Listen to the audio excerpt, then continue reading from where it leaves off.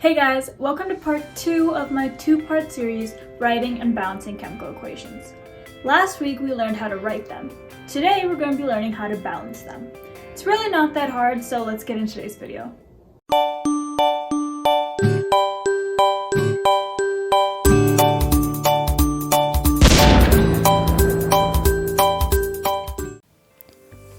For the first step, we have to write the equation.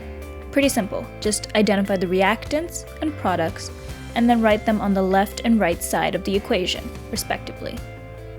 Now you start balancing.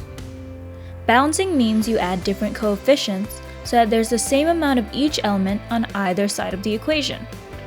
You never want to change the subscripts, or else you'll change the entire composition of the molecule. For example, H2 and O2 make H2O.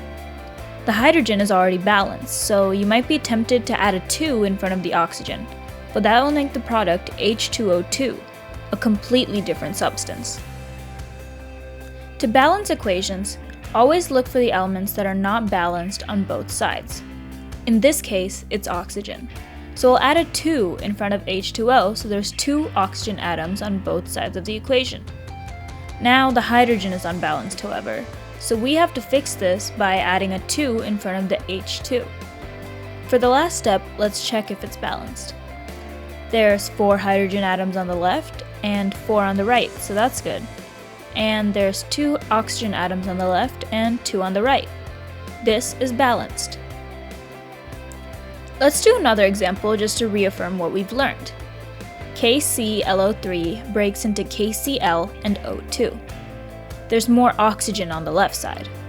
To make it even, let's add a 2 in front of KClO3 and a 3 in front of O2. So there's 6 oxygen atoms on both sides of the equation. But now there's 2 times as many KCl on the left side than the right side. Let's fix this by adding a 2 in front of the KCl. Now this equation should be balanced, so let's check.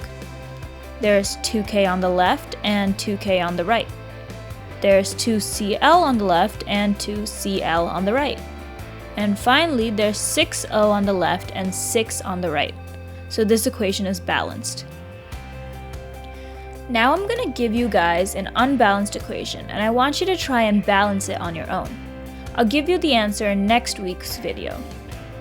Balance C2H6 plus O2, which makes CO2 plus H2O. Hopefully this lesson wasn't too hard. Balancing equations is essentially just basic math and occasional trial and error. With some practice, you'll get it down in no time. That concludes my short series, Writing and Balancing Chemical Equations. Come back next week for the answer to today's problem and a new lesson. Please like, share, comment, and subscribe for more videos every week.